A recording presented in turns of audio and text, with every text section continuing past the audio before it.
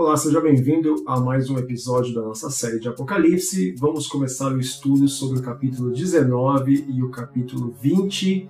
Nós precisamos de muita atenção e temos que recapitular o que aconteceu no episódio anterior, o desfecho após o juízo das taças e após a condenação da grande meretriz, a mulher sentada sobre a besta. Rapidamente, tivemos então o julgamento das 7 taças do juízo, da ira de Deus derramadas sobre a terra, e nós estudamos e enfatizamos que ninguém foi morto pela ação das 7 taças da ira de Deus, do juízo de Deus, e ao final dos 7 juízos, das 7 taças, os homens não se arrependeram do seu mal, blasfemaram contra Deus, continuaram com a sua idolatria e continuaram com a sua prostituição.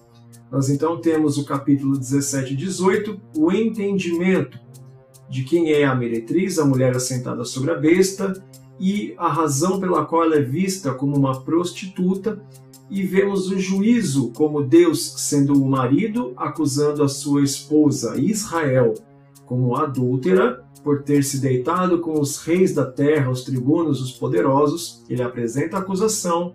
Você tem então as 2 ou 3 testemunhas conforme a lei de Moisés para constatarem que é verdade, Jesus como uma fiel e verdadeira testemunha, deixando claro que foi um julgamento justo e que a acusação apresentada é verídica. A mulher então é sentenciada ao apedrejamento e a cidade então é partida em 3 pela ação das grandes pedras que caem sobre a cidade, a Babilônia, a grande meretriz. Agora temos o capítulo 19, sabendo que os eventos ocorridos até o momento não mataram ninguém.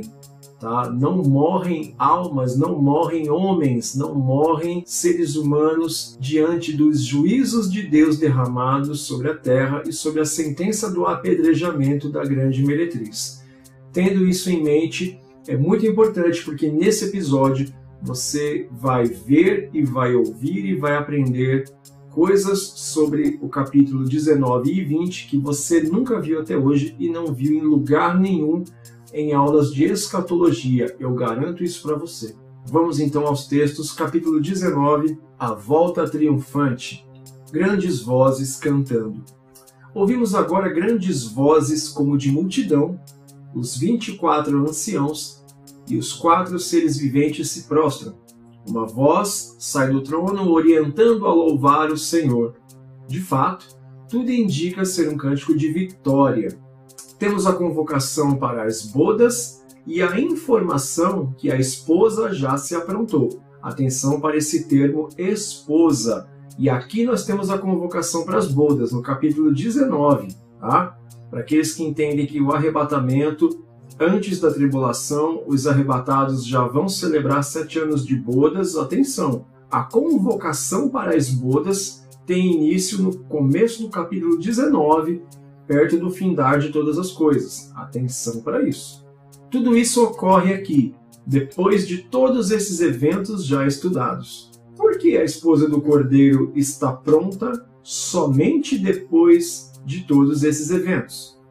Então, olha só, a esposa está se aprontando e a convocação para as bodas é aqui após os juízos de Deus e após a sentença, a condenação, a execução da grande meretriz, a Babilônia. Vamos entender a sequência de eventos e por que só aqui. Temos a parábola das 10 virgens e ela é fundamental porque ela explica o que é um casamento judaico. Esse texto está em Mateus 25, do verso 1 ao verso 13. Então aqui eu vou contar, para não ter que ler esses 13 versículos, eu vou contar o que é a parábola das 10 virgens e você pode acompanhar aí na sua casa, seguindo a leitura bíblica em Mateus capítulo 25. Primeira coisa que nós temos que conceituar. No capítulo 24 de Mateus, Jesus e 4 discípulos especificamente estão saindo do templo de Jerusalém e eles conversando, os discípulos manifestam grande admiração sobre aquele grande templo que Herodes tinha edificado e Jesus, vendo a admiração deles pela grande arquitetura, pela construção, a grande edificação, as grandes pedras inteiriças sem emendas, Jesus ele fala, olha, De fato, tudo isso é muito belo, mas não ficará pedra sobre pedra sem que seja derrubada ou derribada em algumas traduções. Os discípulos, muito intrigados com essa afirmação de Jesus, fazem então 3 perguntas, uma tríplice pergunta, uma pergunta em 3 partes, ou uma pergunta, ou 3 perguntas distintas, se preferir. Segundo o texto de Mateus 24, eles falam: Senhor, quando serão essas coisas, né, sobre a derrubada do templo? Que sinal da tua vinda e do fim do mundo? Se você entender a vinda de Jesus como o fim do mundo, de acordo com a própria teologia e a escatologia paulina, que associa as 2 coisas, e o que fica transparecido pelo texto do Apocalipse de João, você pode entender a vinda de Jesus, a segunda vinda e o fim de todas as coisas como um evento só. No escrito de Mateus, os discípulos fazem essa pergunta como 3 distintas. Você tem a pergunta de maneira diferenciada, dando a entender que são 2 perguntas em Marcos e em Lucas. Neste caso aqui, eles perguntam quando serão essas coisas, a derrubada do templo, a volta de Jesus e o fim do mundo. Então Jesus responde às 3 perguntas e ele fica alternando entre os tempos, entre ir e voltar, fala sobre o templo, dá um pitaco sobre a volta dele, volta, recapitula sobre o templo, vai e fala sobre o fim de todas as coisas, volta, fala sobre a vinda dele, vai para o fim do mundo.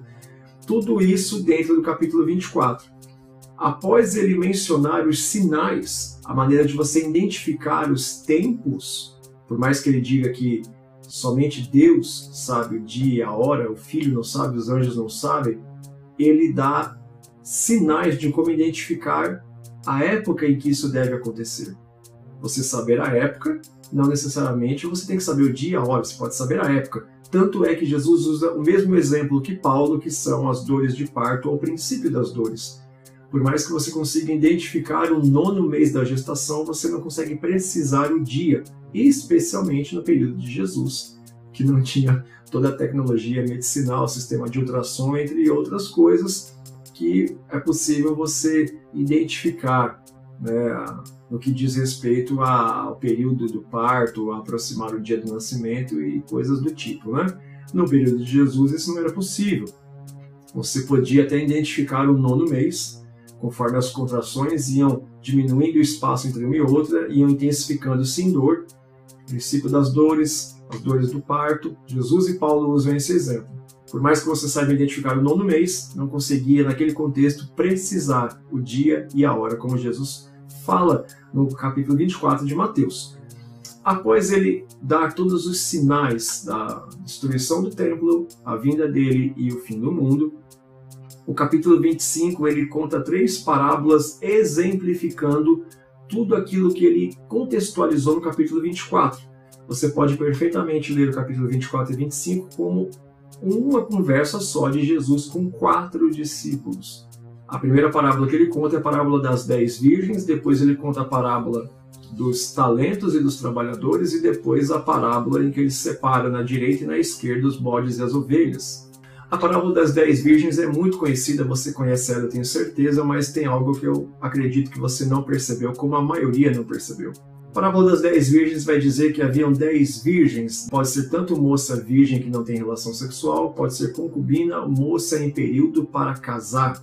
10 virgens, elas tinham lamparinas com azeite e aguardavam o noivo e a sua comitiva, até que todas as 10 adormecem, porque o noivo demora. O texto vai nos dizer que, escurecendo, já chegando à noite, ouve-se um grito dizendo: aí vem o noivo.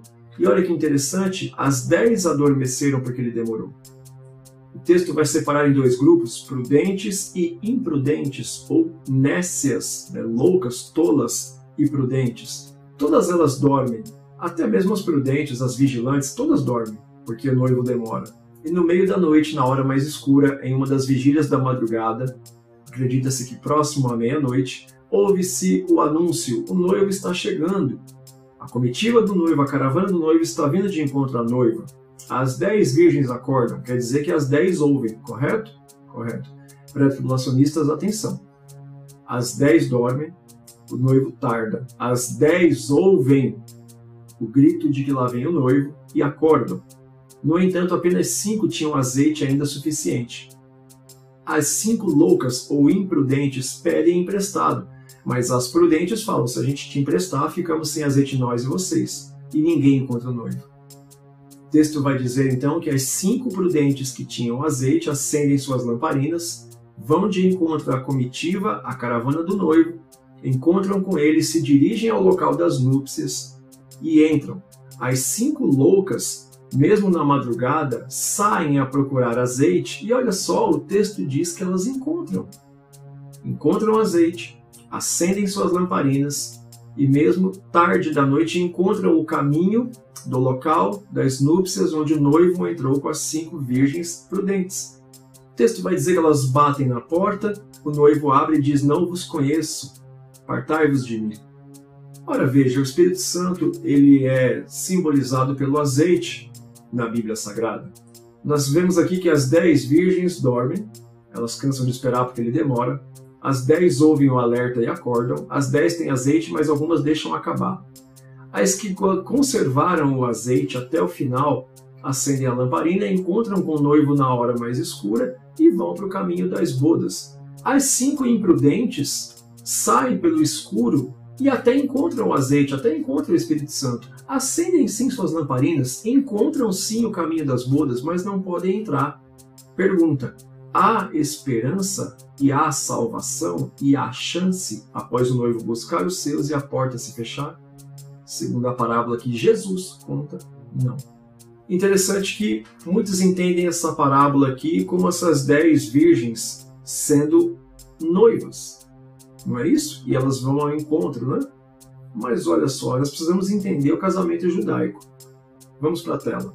As virgens são as madrinhas de casamento que aguardam o noivo para adentrar com ele os aposentos onde a sua esposa está, aquela que ele já pagou o dote há 1 ano atrás e já é casada com ele pelo noivado, conforme o casamento judaico. Então, as 10 virgens não são 10 pretendentes de casamento do noivo, são 10 madrinhas de casamento da noiva que precisam encontrar com a caravana do noivo e conduzi-lo até onde está a sua noiva, a sua esposa.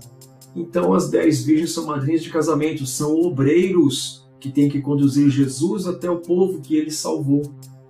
Daqui a pouco nós vamos falar sobre esses grupos distintos, mas as 10 virgens não são noiva. No casamento judaico é inadmissível a poligamia, é sabida de todos. Então, se você achava que as 10 virgens eram pretendentes de casamento porque eram virgens, você está completamente enganado. Se te ensinaram assim, te ensinaram errado. Se você ensinou assim, você ensinou errado. Estuda casamento judaico, tá bom? Temos aqui uma pequena tipificação ou analogia que exemplifica, como no caso do casamento de Isaac e Rebeca, que vão para a tenda de Sara contrair as núpcias. Isso está em Gênesis 24, 67, né? Seria como, por exemplo, Abraão sendo Deus, Sara sendo Israel, Isaac sendo Jesus e Rebeca como a igreja, ou o rebanho, visto que os obreiros são as 10 virgens, ou são Eliezer, né, o servo de Abraão que vai encontrar a esposa para Isaac. Falaremos mais sobre essa questão da noiva no capítulo 21. Temos que lembrar, no capítulo 17 e 18, tal qual no capítulo 12 de Apocalipse, Israel é a esposa de Deus. A convocação aqui no capítulo 19, que a esposa está se aprontando, já é para a esposa do Cordeiro, que vai reaparecer no capítulo 21 e 22 desse mesmo Apocalipse, que é o próximo episódio. Então, as 10 virgens são os obreiros da casa do Senhor que tem que cuidar do rebanho. Tá bom? É como na parábola da ovelha perdida. O pastor deixou 99 perdidas no deserto, desguarnecidas, e foi atrás de uma. Cada grupo de 50 ovelhas no pastoril do deserto, cada grupo de 50 ovelhas tem uma pessoa responsável por cuidar delas. É sempre um pastor e um auxiliar. O pastor só está sozinho em caso de rebanhos de no máximo 50 ovelhas. O caso das 100 ovelhas, quando o pastor sai atrás da que se perdeu, as 99 ficam com seu assistente do outro grupo de 50 ovelhas. Então todo pastor tem um assistente, sabendo que não necessariamente quem pastoreia é dono do rebanho. Jesus deixa isso claro quando ele fala que ele pastoreia o rebanho das ovelhas do seu Pai.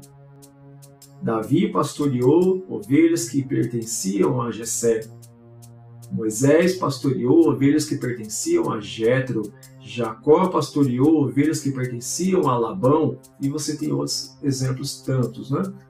Nesse caso aqui, então, o exemplo é como, por exemplo, na analogia, na tipificação, na ilustração comparativa de Eliezer, comissionado por Abraão a encontrar uma esposa para Isaac. Eliezer faz com que Rebeca encontre com Isaac, eles entram na tenda de Sara, esposa de Abraão, e têm as suas núpcias. É uma tipificação, uma ilustração comparativa a nível de exemplo da parábola das 10 virgens. E por que isso é importante? Para entendermos a diferença de esposa de Deus, que é Israel, esposa do Cordeiro, que é a igreja comprada pelo seu sangue, que não são os obreiros. Os obreiros são os ajudadores, os despenseiros da casa de Deus. Nós vamos falar mais sobre esses 3 grupos. Cristo, então, vencedor no cavalo branco. Cristo vem com uma imagem inédita. Anteriormente, nós falamos sobre a figura dos cavalos, né? Lembra quando nós começamos a abertura dos selos, né? Agora se aplica aqui. Cristo vem em missão de guerra e não mais missão de paz, como quando entrou em um jumentinho em Jerusalém. Passagem lá de João 12, né, que nós também já falamos. Alguns símbolos já apresentados antes se repetem aqui para confirmar a identidade do Cristo vencedor, como os olhos como chama de fogo, o nome sobre todo nome, a espada afiada saindo da sua boca, as coroas sobre a cabeça, a veste ensanguentada. Então aqui relembrando a abertura dos selos, o cavalo é símbolo de missão de guerra militar, o jumentinho é missão de paz. Jesus, então, vindo montado num cavalo branco, está anunciando uma missão de guerra. E por isso agora ele vem montado num cavalo, porque ele declara guerra às 2 bestas e aos seus seguidores. Todos aqueles que têm a marca da besta e não têm o selo de Cristo, que agora o acompanham, como o Cordeiro tem conduzido os seus selados desde o capítulo 7 até o 14 e 15, como vimos. O exército que o segue, alguns dizem que são anjos, né? Os santos dele, as estrelas. O mais provável é que seja a igreja, os selados. Por quê? Porque tem promessas referentes a reger as nações juntamente com Cristo. Textos como Salmo 2, verso 8 e 9, Apocalipse capítulo 2, verso 26 e 27, Apocalipse 12, verso 5.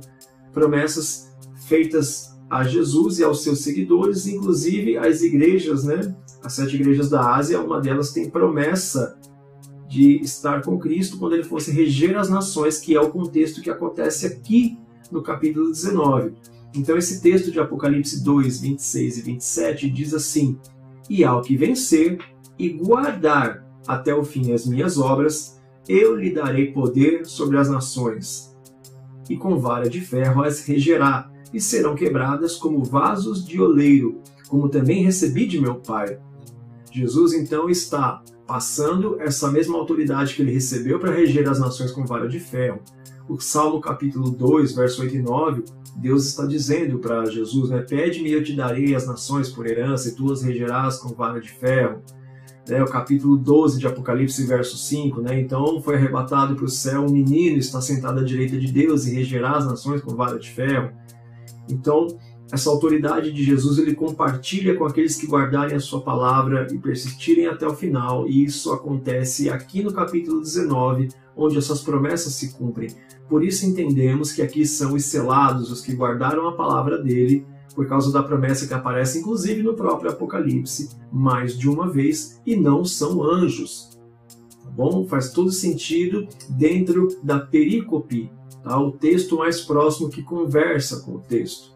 Não seria contexto imediato, porque teria que ser dentro do mesmo capítulo, mas é um contexto remoto porque está capítulos anteriores.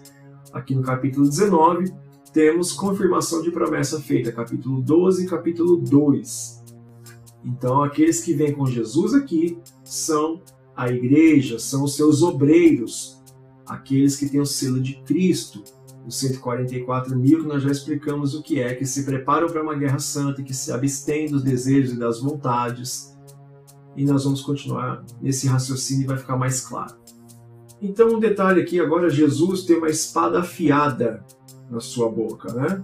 que é o que narra o texto do capítulo 19. Só que essa espada afiada a gente não pode entender como uma luta armada, visto que a figura da espada sempre representa a palavra de Deus. Quais os textos que garantem isso? Oséias capítulo 6, verso 5, 2 Tessalonicenses capítulo 2, verso 8, Hebreus capítulo 4, verso 12, 2 Timóteo capítulo 2, verso 15. Uma ênfase aqui para Oséias capítulo 6, verso 5. Por isso os abati pelos profetas, os escritos aqui, os Naviim, pela palavra da minha boca, olha só, os matei, e os teus juízos sairão como a luz. Aqui Jesus testifica que por meio dos profetas, que era a boca de Deus falando ao povo, pela palavra da boca de Deus através dos profetas, matou os seus inimigos. E o texto aqui de capítulo 19 vai dizer que saiu uma espada afiada da boca de Jesus, o cavaleiro do cavalo branco, nesse contexto, que não é do primeiro selo aberto. Pela palavra da boca dele, ele abateu e destruiu seus inimigos. A palavra de Deus é que destrói os inimigos. Não é uma luta armada, não é um contexto militar, não tem derramamento de sangue. A destruição vem pela palavra que se cumpre, que é fiel, que é poderosa. A palavra se cumprindo tem poder para abater os opostos. Jesus aqui vence, tal qual Deus não matou ninguém nos seus juízos, das taças, nas advertências das trombetas e nas aberturas dos selos. Jesus com essa espada também não mata ninguém, porque essa espada afiada na boca dele é a palavra dele, a lei e os profetas, como fica claro nos textos aqui. Pode ver que Paulo mesmo fala aos Tessalonicenses que mediante a manifestação de Jesus, na vinda dele, pelo sopro da boca dele, destruiria o anticristo. Uma das coisas que precisa acontecer quando Jesus vier na sua segunda vinda é mediante a sua manifestação, com o sopro, com o hálito da sua boca, destruirá o anticristo. Então não tem como Jesus vir buscar a sua igreja e o anticristo começar a agir em seguida disso por um longo tempo, por alguns anos. Não tem como. Porque uma das coisas que tem que acontecer, segundo a palavra, na manifestação de Cristo na sua segunda vinda, é a destruição do anticristo. Por isso, nós, pós-tribulacionistas, entendemos que Cristo, quando vem buscar a sua igreja pós período de tribulação, de grande perseguição, destrói o anticristo mediante a sua vinda, como o texto aqui nos mostra na sequência dos eventos. Continuando aqui, agora há um sarcasmo sutil e muito interessante aqui, Sobre a coxa dele havia um manto sobre o qual está escrito Rei dos Reis e Senhor dos Senhores. Os imperadores romanos tinham arautos que anunciavam suas chegadas nos locais, mais ou menos da seguinte forma. Então, imagina um arauto de um dos Césares, anunciando o soberano chegando. Saúdem a fulano César, rei e senhor de toda a terra. E aí você entendeu porque é que Cristo traz a inscrição Rei dos Reis e Senhor dos Senhores, correto? Essa figura eu já ouvi gente dizendo que estava escrito na coxa, mas o grego aqui você tem um kai, que é E, e outro kai, que é E. O contexto é mais ou menos assim, conforme diz o versículo, E na sua coxa e no seu manto está escrito. Quer dizer que um está sobre o outro, por isso a leitura correta é de que sobre a coxa dele havia um manto, e nesse manto estava escrito Rei dos Reis e Senhor dos Senhores. Tá bom? E aí nós temos uma série de comentaristas do Novo Testamento que defendem essa tese. Eu posso mencionar, por exemplo, aqui, Manual Bíblico John MacArthur. Aí tem minhas novas aquisições da Thomas Nelson Brasil, Introdução à Exegese Bíblica, Michael J. Gorman, o mesmo do livro Lendo o Apocalipse com Responsabilidade, Introdução à Interpretação Bíblica, William Klein, Craig Blomberg, Robert Hubbard Jr. Tem Como Ler a Bíblia Livro por Livro, Gordon Fee, Douglas Stewart, mesmos autores de Entendes o que Lês? Gordon Fee, Douglas Stewart também. E Teologia do Novo Testamento, de Udo Schnell. São alguns autores que eu insistentemente repito aqui, além de Richard Bauckham, a Teologia do Livro de Apocalipse, que tem livros muito consistentes e muito sóbrios sobre a interpretação do texto grego, o contexto da época, especialmente sobre o Apocalipse. E eles concordam nesse ponto que sobre a coxa de Jesus havia um manto, e o grego indica isso. Dr. Carlos Augusto Vailate também explica a questão da sobreposição do kai, que é e em grego, e na sua coxa, e no seu manto estava escrito. Quer dizer que quando aparece esse kai sequencial, sobre a coxa havia um manto, e estava escrito no manto sobre a coxa, e não na coxa, na pele. Tá? Jesus não era tatuado, é o que alguns acabam defendendo, é interessante, né?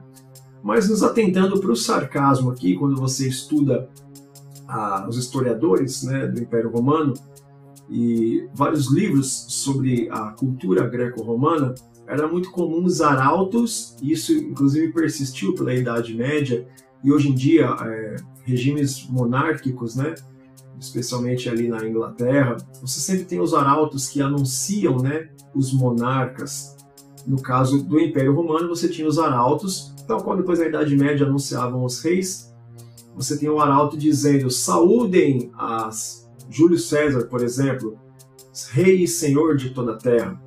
E aí quando Jesus ele se apresenta no capítulo 19, montado num cavalo, preparado para guerrear agora, para vencer definitivamente, sobre o manto na coxa dele está escrito algo que certamente é um sarcasmo, uma cutucada do Império Romano, como várias outras que nós já vimos no nosso estudo. Está escrito, é como se fosse uma saudação: saúdem Cristo vencedor, Rei dos reis e Senhor dos senhores. Então por que ele é Rei dos reis e Senhor dos senhores? Porque o título de Rei e Senhor, os Césares já tinham adotado para si. Então o título de Rei e Senhor já tinha dono. Então beleza, ele é Rei dos reis e Senhor dos senhores. Ele está acima desses que já adquiriram para si títulos humanos. E por que o manto está sobre a coxa? Porque para um judeu, a coxa, a virilha, é o local onde se colocava a mão para fazer um juramento. Tal qual Eliezer faz o juramento na coxa de Abraão de que ele encontraria uma esposa para Isaac. Tal qual quando o próprio Senhor, né, a teofania, ele se manifestando em anjo, luta com Jacó e toca-lhe a coxa, a virilha, como juramento de que ele teria o seu nome mudado e não seria mais Jacó que agarra o calcanhar, mas seria Israel, que é aquele que peleja com Deus e com os homens, que é o que significa Israel, né? Israel é praticamente uma abreviação de uma frase, né? O que luta com os homens e luta com Deus, que quer dizer Israel. Então, aqui Jesus estava dizendo, debaixo de juramento, eu sou rei sobre os reis e sou senhor sobre os senhores, que é como ele se anuncia. Então é um sarcasmo muito interessante sobre a inscrição no manto na coxa de Jesus. Temos aí um anjo sobre o sol, né? Ele convoca todas as aves de rapina, né? Aquelas mesmas águias que tanto já anunciaram os ais e o derramamento de sangue e as mortes, que no fim das contas nunca aconteceram, né? O anjo no sol convoca todas as aves de rapina a comer a carne dos que seriam derrotados na batalha. O grupo desses era composto de, os que seriam derrotados, né? O grupo deles era composto de reis, tribunos, fortes, cavalos e cavaleiros, e todos os homens livres e servos, pequenos e grandes. Aqui, a repetição dos termos é para tentar deixar bem claro que ninguém seria poupado de nenhuma classe dentre aqueles que se aliançaram com a besta, o falso profeta, com o dragão, os homens que têm a marca da besta nas suas testas e na sua mão. A besta, o falso profeta e os exércitos estão presentes aqui. Então aqui existe uma grande convocação à batalha, que é onde Jesus se manifesta na sua segunda vinda. E olha só, a besta e o falso profeta são derrotados, tal qual, segundo a Tessalonicenses 2,8. A manifestação de Jesus por si só derrota eles. E eles então são lançados no lago de fogo, e os demais foram mortos pela espada. Os demais quem? Esses grupos daqueles que têm a marca da besta e o selo da besta na testa e na mão e seguiam a besta, o falso profeta, né, o anticristo. Então aqui nós temos que entender as figuras de linguagem, porque será fundamental para compreender quem são as nações que entram no milênio para ser governadas por Cristo e a Igreja. Então quem são as nações que continuam? vamos lá, vamos construir um raciocínio degrau por degrau. Nos parece haver dois grupos bem distintos, certo? Quem seriam esses grupos? Primeiro grupo, os da besta, com a sua marca. Segundo grupo, e os do cordeiro, selados com o seu sangue. A partir do capítulo 13 de Apocalipse, nos parece claro dois grupos distintos, os que são da besta e os que não são, os que são do cordeiro e os que não são. Os opostos, né, que estão ali se preparando para essa batalha que ocorre no capítulo 19. Na verdade, Jesus esculacha geral, porque não tem batalha. O fato dele estar presente, a manifestação dele, é suficiente para derrotar seus opositores. Continuando o raciocínio, temos dois grupos, né? Se Cristo busca os seus, e aqui estamos falando de arrebatamento, né, a ceifa e a vindima, logo sobra os da besta, que receberam sua marca. Aqueles que cederam à tentação, que foram seduzidos pelo poder no capítulo 13 e aceitaram a marca da besta. Então, os derrotados aqui no capítulo 19, devido à manifestação de Cristo, né, a espada afiada saindo da sua boca, que é a palavra de Deus, os profetas, né, conforme dito em Oséias, os derrotados aqui são todos os que não são de Cristo, certo? Logo, por lógica, quem continua existindo para ser governado? Os que não são de Cristo? Mas se não é de Cristo, então não é o da besta? E os da besta não foram derrotados agora? Ou será que tem um grupo neutro que não está sendo mencionado? Percebe o dilema? Qual é a encruzilhada que nós estamos? Você vai ter um grupo que ainda vai ser governado, que vai ser regido com vara de ferro, né, chamado de as nações, no capítulo 20, que nós vamos ver em seguida, o período milenial. Se você tem o grupo dos selados de Cristo, que não cederam à tentação, não foram seduzidos, esse grupo que tem o selo de Cristo não é o grupo da besta. O grupo que tem a marca da besta é derrotado aqui com a besta e o falso profeta. Então sobrou só o de Cristo. Esse grupo que está de Cristo é a nação que vai ser regida pelos que têm o selo de Cristo no milênio, que vai reger eles com vara de ferro? Mas se eles são de Cristo e são essa nação que vai ser regida com vara de ferro, se eles são de Cristo, por que reger com vara de ferro? Se esses que são de Cristo são aqueles que se mantiveram fiéis e foram salvos, arrebatados, têm o selo do Cordeiro, eles é os que vão ser seduzidos depois que Satanás for liberto ao final de 1000 anos, no capítulo 20? Então o salvo ainda tem chance de cair porque ainda tem chance de ser seduzido? Ou será que tem um terceiro grupo aí? Teria o grupo dos selados de Cristo, os que têm a marca da besta, tem um terceiro grupo que passa por essa batalha final, onde Cristo vence a besta e o falso profeta, e aí essa nação ela entra. É possível então ficar neutro na grande batalha cósmica entre o bem e o mal? Tem como ficar neutro? Existe um terceiro grupo? Percebeu a pergunta? Uma nação vai ter que entrar no milênio, vai ser regida por Cristo e por aqueles que guardaram sua palavra fielmente. E esse grupo que vai ser regido por Cristo e os seus fiéis, esse grupo ao final de 1000 anos de paz, governando com Cristo, sendo governados por Cristo, ainda serão seduzidos pelo diabo, no capítulo 20. Então esse grupo não pode ser os escolhidos de Cristo, porque senão eu estou dizendo que quem é arrebatado e salvo com Cristo, porque já passou pela tentação da besta e não aceitou a sua marca, ainda tem chance de ser seduzido pelo diabo e ser derrotado. Então tem que existir um terceiro grupo. Dá para provar isso biblicamente? Veja bem, a Bíblia trabalha com figuras de linguagem, né, que parecem totalitárias, como por exemplo a hipérbole, mas também tem a metonímia. Por exemplo, os moradores de Ai são destruídos totalmente por Josué, né, conforme está em Josué capítulo 8, 22. Só que eles aparecem novamente depois. Os de Maquedá são totalmente destruídos também em Josué 10, 28. Todos do reino de Azor também são destruídos em Josué 11, de 11 e 12. Josué também derrotou e riscou a existência dos amalequitas, lá em Êxodo 17, 13 e 14. Só que os amalequitas aparecem de novo depois. Os filisteus, derrotados por Sansão em Juízes 16:30, depois pelejam novamente contra Davi, através dos seus 5 generais gigantes, o mais famoso deles, Golias. Então Cristo não mata literalmente todas as nações. Até porque nós já dissemos, a espada é a palavra, não é uma morte física. Então há um grupo neutro?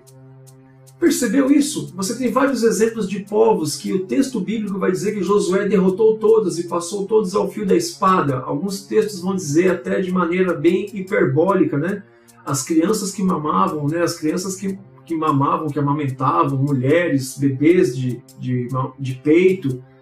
Então dá a entender que Josué matou todos, não sobrou ninguém para contar a história, mas essas nações depois aparecem novamente.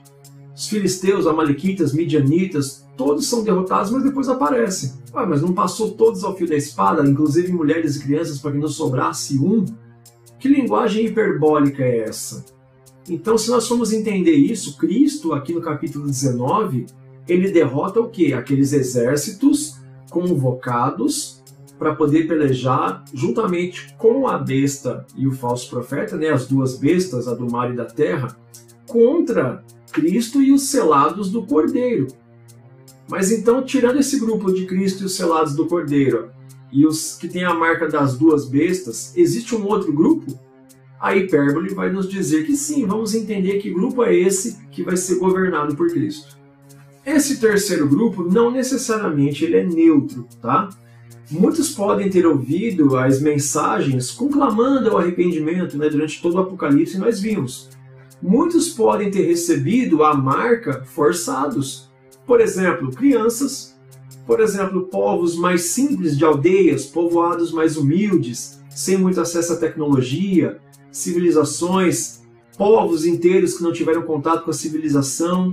Além de que o epicentro de todos esses eventos é o Oriente Médio, é o norte da África e o sudeste europeu, conforme os animais de Daniel 7 e de Apocalipse 13, verso 2 indicam. Os textos eles dão especial ênfase aos reis, príncipes, tribunos, fortes, homens de guerra, generais por causa da menção de cavalos aí, que a gente já explicou, donos de escravos, indicando aí grandes empresários e bilionários, ou seja, homens que ditam o rumo da nação. É contra esses que é feita a peleja de Jesus no capítulo 19. Então, por exemplo, aqui vai dizer que toda a terra era seduzida pela marca da besta. Mas nós devemos entender que existe grandíssima probabilidade de que, por exemplo, tribos mais remotas, sem contato com a civilização, fiquem alheias a essa sedução da besta. Mas não tenham como ficar alheias à manifestação de Cristo, porque todo olho verá e reconhecerá, vai saber do que se trata quando vê esse grande sinal no céu, Cristo voltando. Criança, por exemplo, os pais que entendem e que voluntariamente aceitam a marca da besta para que seu filho não seja morto, possa ter acesso à economia, educação, tecnologia, faz o teu filho colocar a marca. Essa criança não vai ser dada por inocente, então? E pessoas com deficiência mental, pessoas com necessidades especiais, pessoas deficientes, pessoas com alguma dificuldade cognitiva, alguma insuficiência cognitiva, pessoas de muita idade, pessoas extremamente idosas, humildes, sem instrução, pessoas não alfabetizadas, sem contato com tecnologia, especialmente ali os idosos mais debilitados, que de repente a família faz ele colocar a marca para que ele tenha, por exemplo, a continuidade de um convênio, de um asilo, benefícios, aposentadoria, outros privilégios do governo, pessoas que involuntariamente vão acabar recebendo a marca. Esse grupo de pessoas pode perfeitamente ser um grupo não neutro, mas um grupo que recebeu a marca ou de alguma forma ficou fora do epicentro. E por que eu falo de um epicentro? Porque tem um detalhe que não pode ser desprezado. Esse grande conflito vai afetar toda a Terra, mas não vai acontecer em toda a Terra. Não é um evento global? De forma nenhuma. O texto de Apocalipse capítulo 13, verso 2, nos deixa claro isso. Vamos observar. Atenção para a aparência da besta que emerge do mar, tá? Versículo 1, Apocalipse 13, verso 1. E eu pus-me sobre a areia do mar e vi subir do mar uma besta, que tinha o quê? 7 cabeças e 10 chifres. e sobre os chifres 10 diademas, e sobre as cabeças um nome de blasfêmia. Olha o verso 2. E a besta que vira semelhante ao leopardo, e os seus pés como de urso, e a sua boca como a de leão, e o dragão deu-lhe o seu poder, o seu trono e grande poderio. Os animais da visão de Daniel capítulo 7 são o quê? O leão com asas, Babilônia, o urso manco de um lado com costelas nas bocas, Império Medo-Persa, o leopardo com 4 asas e 4 cabeças, a Grécia do Macedônio Alexandre, depois dividida por seus 4 generais, e depois o animal terrível e espantoso que Apocalipse 12 nos ajuda a entender que é um dragão, mas lá em Daniel ele tinha uma cabeça só, que Roma ainda era república, com 7 cabeças já é a Roma imperial, conquistando outros povos. Essa besta que aparece tem característica dos 4 impérios, e esses 4 impérios têm uma localização específica que quer dizer o epicentro de onde tudo isso vai acontecer. Essa base de inteligência, estratégia da besta, isso tem uma localidade para acontecer. Olha aí no mapa, os impérios babilônico, persa e grego. Você tem aí a legenda, o laranja é o Império Grego, o azul o Império Persa e o vermelho o Império Babilônico. Olha que região que é essa. Você vai ter aí o sudeste da Europa, pegando Macedônia, Grécia, né, um pedacinho ali. Você tem aí o norte da África, onde você vai ter especialmente o Egito, e você vai ter o Oriente Médio, né, que foi chamado de Ásia Menor por um tempo ali, que é o Império da Média. Então essa é a região onde tudo isso vai acontecer. Esse embate político, de influência, de estratégia, vai acontecer aí, porque as características da besta indicam essa região, que especialmente essa figura, se você pensar como uma pessoa, ela tem que vir dessa região. Se você pensar nela como eu penso, como um sistema de governo, se dará nessa região e será entre esses países aí. E aí quando você amplia, olha qual é o epicentro de todos esses eventos. Olha o quanto do mundo está distante desse epicentro, desses acontecimentos. Essa região de vermelho é esse mapa aqui, ó. Esse mapa circulado com as rotas do Império Grego, Persa e Babilônico é essa região que está de vermelho no mapa aí, ó. Norte da África, sudeste da Europa, e você tem o Oriente Médio, chamado ali um pedaço de Ásia Menor. É aí que tudo acontece, de acordo com a descrição do texto. Olha quantos continentes estão distantes, quantos alheios, as Américas estão alheias, a Oceania, olha a distância da Austrália, as Américas. E como é que eles se envolvem indiretamente? Também temos a expressão totalitarista, né, que vai dizer no versículo aí, todos os reinos, todas as nações, todos os reis da terra, né, claramente são hipérboles, expressões de exagero. Você encontra isso em Daniel capítulo 2, verso 37 e 38, que é a imagem de Nabucodonosor, né, dividida em metais diferentes, falando sobre esses reinos. Ela vai dizer todos os reinos e todas as nações e todos os reis da terra, só que a localização é essa que a gente acabou de ver no mapa. É uma expressão de exagero, hiperbólica. Pode ver que Paulo também acreditava que tinha pregado para toda criatura que havia na terra e todos os povos conhecidos. Ele fala isso em Colossenses 1, 23. Preguei a toda criatura de todos os povos em toda a terra. Mal sabia Paulo, né? É sabido que no tempo bíblico somente se conhecia a região da Mesopotâmia, né? Região entre rios, ou seja, o Oriente Médio, o sudeste da Europa e o norte da África, a Mesopotâmia. Especialmente ali o Egito, né? E a Etiópia, chamada de Sabá. Tempos depois, os outros continentes entram em cena. Então, quando são os escritos de Paulo, de Apocalipse, o conceito deles, a visão de toda a Terra, era essa região da Mesopotâmia. E é onde se dá todo o epicentro desse acontecimento da grande batalha. Vai afetar os confins da Terra indiretamente. Nós vamos entender, fique tranquilo, nós vamos entender como afeta. Para você ter uma ideia, a América foi descoberta em 1500, chamada de Novo Mundo, né? Já que a Europa se intitulava Velho Continente, né? E a Oceania foi descoberta no final dos anos 1800, chamada de Novíssimo Mundo. A Europa era chamada de Velho Mundo. Quando o texto bíblico é escrito, né, o Novo Testamento especialmente, não tinha esse conhecimento de América, de Oceania, E a visão mostrou o epicentro sendo na região da Mesopotâmia. Então fica mais claro entender os povos que entrarão no milênio.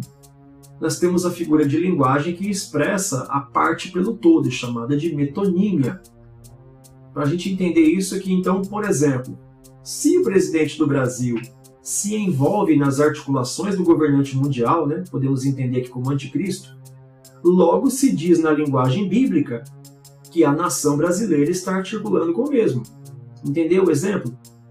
Biblicamente, vamos supor, o presidente do Brasil faz aliança comercial com o anticristo. Na forma bíblica de escrever isso, vai dizer que o Brasil se aliançou com o anticristo. Por quê? Porque o seu representante máximo fez aliança. Não quer dizer que todo brasileiro se aliançou com o anticristo.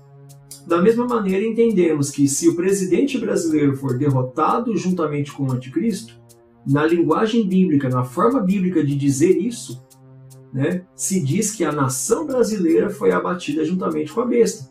Mas nós sabemos que restou população brasileira viva para entrar no milênio, independente do presidente ter sido derrotado. Ficou claro esse exemplo de metonímia? Biblicamente, se eu falo o presidente da França se aliançou ao anticristo, na forma bíblica se diz que a França está do lado do anticristo. Se nós dizemos que o grande líder da França foi derrotado com o anticristo, a forma bíblica de dizer isso é metonímia, a parte pelo todo. A França foi abatida junto com o anticristo.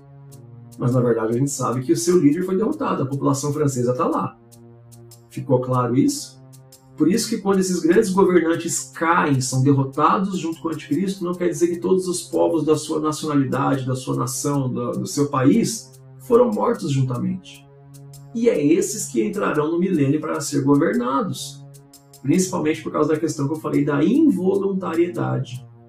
Muitos vão ter a marca de maneira involuntária, crianças, pessoas com deficiência, idosos, pessoas muito debilitadas, sem instrução. Ainda creio que existirão povos e tribos, né, que não tiveram contato com civilização, com tecnologia. Esses todos entrarão no milênio porque vão ter conhecimento do Cristo manifestado quando vier na sua segunda vinda. Tendo esse conhecimento sobre quem é esse grupo, que não é neutro, mas é um grupo que não teve participação voluntária, de acordo com o entendimento que acabamos de construir, nós podemos falar então sobre o capítulo 20 e o milênio, agora entendendo quem é esse povo. Então nós temos agora definidos 3 grupos. Os que foram derrotados porque tinham a marca da besta, foram lançados no lago de fogo, a besta e o falso profeta, na primeira e segunda besta, e os seus seguidores. Aqueles que ficam para ser governados, eles certamente foram aqueles que até receberam a marca, provavelmente, mas de forma involuntária, inconsciente, sem saber o que estavam fazendo, na inocência, na involuntariedade. Só que agora, mediante a vinda de Cristo, a sua manifestação e a derrota da besta e o falso profeta, eles então agora estão conscientes do que está acontecendo, de que o mundo está tendo uma grande batalha cósmica, e eles vão ter a oportunidade de ser regidos por Cristo e os seus fiéis com a marca do Cordeiro durante 1000 anos. Tá? Então esse é o povo que entra para ser governado e regido no milênio. A prisão do dragão. Um anjo com cadeias e grilhões prende o dragão, diabo, Satanás, que não mais tem a companhia da besta e do falso profeta. Eles foram derrotados no Lago de Fogo no capítulo 19. Um período de 1000 anos de governo pacífico de Cristo e a Igreja sobre as nações terá início. Então tem início um período de 1000 anos de paz, de governo pacífico, onde Cristo e a Igreja, né, os seus obreiros, eles governam sobre as nações, conforme algumas promessas que a gente viu anteriormente no capítulo 19, tá? Mas o dragão será liberto ao final desses 1000 anos para enganar essas nações que experimentarão o governo de justiça de Cristo e a Igreja, os seus obreiros. Então essas nações, né, partindo do princípio de involuntariedade, de inocência, eles entrarão no milênio, terão a oportunidade de ser governados por um reino de justiça de Cristo e seus fiéis, e depois de 1000 anos serão postos à prova pela tentação agora do próprio Satanás e não mais dos seus agentes. Já ficou claro quem são essas nações e como elas entram no milênio, ok? Ok, avançamos então. Vamos conhecer então 3 modelos de governo milenar que se tem conhecimento, tá? nós temos conhecimento então sobre o chamado período pré-milenista. Os eventos, como arrebatamento, tribulação, derrota do anticristo, eles se dão antes do período de 1000 anos do governo de Cristo. A segunda leitura de milênio que se tem conhecimento na escatologia é o amilenista, período amilenista. O milênio seria então conceitual, e ele já se dá desde que Cristo ressuscitou e fundou a sua igreja através dos apóstolos. Então tem um grupo dos que creem que o milênio é inaugurado quando Jesus ressuscita e inaugura a sua igreja com os apóstolos e dura até o dia de hoje. É um período amilenista, lembrando que o prefixo a no grego é de não, que é um período que não tem milênio, ele é conceitual. E aí tem um terceiro grupo que é o pós-milenista, dizendo que o reino milenial começou após a ressurreição de Jesus e ele se dará de maneira plena após os eventos do arrebatamento, tribulação, derrota da besta e do falso profeta. Então ele seria o que é entendido como uma expansão gradativa, tal qual a pedra, que Daniel 2,35, que derruba a estátua de Nabucodonosor e depois aumenta de tamanho gradativamente até ocupar toda a terra. Os pós-milenistas acreditam então que, tal qual Daniel, aquela pedra que derruba a estátua, que é cortada sem a ajuda de mãos de homens, ela começa a crescer gradativamente até ser um reino que preenche toda a terra. Essa é uma das explicações para aqueles que fazem a leitura pós-milenista dos eventos escatológicos. Tá? O grupo na qual estou inserido, por ser pós-tribulacionista, é o grupo dos pré-milenistas. Os eventos como arrebatamento, tribulação, derrota do anticristo, eles se dão antes do período de 1000 anos do governo de Cristo. Então eu entendo que o milênio ele é um evento que acontece assim como é narrado na segunda metade de Apocalipse, capítulo 20 deixa claro pela sequência de eventos que o milênio começa após a vitória de Cristo no capítulo 19. Tendo conhecimento das 3 leituras do milênio, seguimos aqui e observamos os tronos e aqueles que se assentam sobre esses tronos. Essa imagem ela repete a cena de Daniel capítulo 7, verso 9, quando são colocados tronos para os santos julgarem e reinarem com Cristo. Promessa reafirmada em 1 Coríntios capítulo 6, verso 2 e 3. O acréscimo que tem aqui em Apocalipse é que também são vistas as almas dos mártires testificando sua vitória após o martírio. Almas essas que nós já vimos elas quando é aberto o selo, lá o 5º selo, correto? Aqui também temos uma importante explicação da primeira ressurreição. Evidentemente, essa primeira ressurreição é o arrebatamento. Ainda que alguns arrebatados não conheçam a morte física, como Paulo vai explicar em 1 Coríntios 15, 51 e 52, nem todos morreremos, mas alguns de nós os que estivermos vivos, que era a crença que Paulo tinha de que o arrebatamento era para o seu tempo, a advertência sobre não participar da primeira ressurreição claramente adverte os já mortos em Cristo que não ressuscitaram, ou seja, morreram sem estar em Cristo. Logo, ressuscitarão somente na segunda ressurreição para o julgamento do trono branco. Entendemos isso?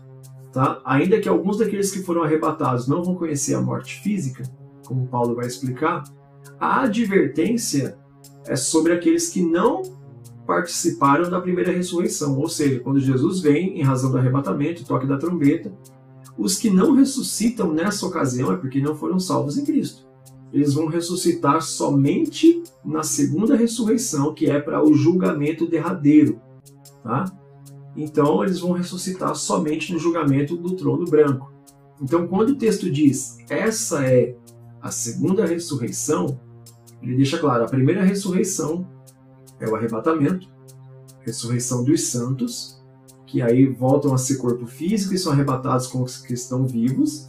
A segunda ressurreição é para quem não participou da primeira do arrebatamento e é ressuscitado agora para ser julgado. Ficou claro isso? Avançando aqui. E aí temos a última batalha, que não acontece. Então vamos lá, passados 1000 anos, Satanás é solto e ele engana muitas nações convocando elas para a batalha final. Vamos ficar atento aqui à hipérbole, né, quando fala de todas as nações. Aqui é mencionado o famoso Gog e Magog. O entendimento é muito errado sobre esses dois nomes. Você já deve ter ouvido falar sobre China e Rússia, já foi dado muitos nomes, já tentaram decifrar o qualitativo, né, sobre cada letra qualificada, um valor numérico para chegar a um nome verdadeiro. Já tentaram associar aqui Magog com Moscou, né, pelo Moskva. Mas vamos lá, nós temos que ir para o texto. Não são duas nações. Ezequiel capítulo 38, versículo 2, versículo 3, versículo 14, explica isso de maneira clara. Gog, ele é um grande príncipe e Magog é o nome das suas terras, ou a sua nação. O que pode indicar é um grande líder nacional levantando contra Israel, tendo o apoio da sua nação, do seu povo, do seu país. Os textos de Ezequiel vão dizer Gog da terra de Magog. Gog é um príncipe da terra que tem o nome de Magog. Então não são duas nações, é um grande líder e a sua nação juntamente com ele. É só nós pegarmos a referência Ezequiel, capítulo 38. Isso está claro no verso 2, no verso 3, no verso 14. Tá? Então vai haver um grande líder e a sua nação estará contigo e participará dessa batalha. A última batalha derradeira, Gog e Magog se levantando contra o povo de Cristo, né, os seus obreiros, contra Israel. O exército ele é numeroso, mas pode, assim como no capítulo 9, verso 16, ser mais uma hipérbole, visto que o contingente não cabe no território. É interessante como ele sempre coloca um número de exército que não é comportado pelo terreno onde ocorre a batalha. É uma expressão de hipérbole, de exagero mesmo, e isso já aconteceu no capítulo 9, verso 16, que nós já estudamos, né? O exército de 200 milhões. O interessante é que não tem batalha. Quando eles se cercam para atacar Israel, Satanás seduz as nações, monta seu exército, Deus consome eles com fogo. Nem tem chance deles atacarem, eles nem atiram a primeira pedra. Então existe novamente uma convocação para a batalha, mas ela não acontece, porque Deus não deixa margem. Deus já chega derrotando, consumindo todos com fogo. Então agora o diabo é lançado no lago de fogo, onde já anteriormente, né, foram lançados a besta e o falso profeta. Surge então o trono branco, onde Deus está, e os livros das obras de conduta, né, o capítulo 20, verso 12. As obras de todos aqueles que estão diante do trono para ser julgados. Vale ressaltar isso. O julgamento do trono branco acontece inclusive após a derrota de Satanás. Então ele não está mais presente no juízo do trono branco. Alguns até já pregaram que no trono branco Satanás vai ter que ver o povo sendo julgado e não vai poder fazer mais nada. Não, ele está no lago de fogo já, meu irmão. Não tem como, tá bom? Então aqui começa a ressurreição dos que serão julgados. Aqui é a segunda ressurreição. Após o mar entregar os seus mortos, a morte e o inferno, olha eles de novo aí, Thanatos e Hades, os mesmos lá do capítulo 6, verso 8, né? O cavaleiro. Eles entregam os seus mortos e são lançados também no lago de fogo. Então a própria morte e o inferno, né? O estado de morte, o Hades, o mundo dos mortos, o submundo, eles também são lançados no lago de fogo. Então o lago de fogo não é inferno. Eu vou fazer um vídeo falando sobre o inferno, né, e como a literatura de Dante Alighieri influenciou a forma cristã de olhar para o inferno, de entender o inferno, que não é bíblica. O próprio inferno, a própria condição de mundo dos mortos é lançada no lago de fogo, no lago de tormenta eterna. Os que não são achados os nomes no livro da vida são também lançados nesse mesmo lago de fogo. E essa é a última vez que há morte, pois a mesma foi aniquilada. O texto diz que essa é a segunda morte, pois é definitiva, corpo e espírito. Então você tem a sequência, besta e falso profeta lançados no lago de fogo, depois você tem Satanás lançado no lago de fogo, depois você tem morte e inferno lançados no lago de fogo, e então, por último, os que não têm o nome no livro da vida, lançados no lago de fogo. E aí é que a partir daqui não existe mais Satanás, não existe morte, não existe mais aqueles que se opõem a Deus. Jesus venceu, Deus fez o seu justo julgamento e todas as coisas se cumpriram integralmente conforme Deus determinou. Então veja só como tivemos muitas coisas diferentes aqui do que você tem se acostumado a ouvir, o que você aprendeu no seu curso, o que você ensinou. Veja que nós temos textos para dar embasamento para tudo que foi falado. Então é importante entender isso, e as figuras de linguagem da Bíblia, quando são totalitaristas, quando são abrangentes, hiperbólicas, né? E a famosa metonímia, que é a parte pelo todo. Tá bom? Espero ver você aqui no próximo vídeo. Que Deus abençoe você, sua casa e sua família, em nome de Jesus.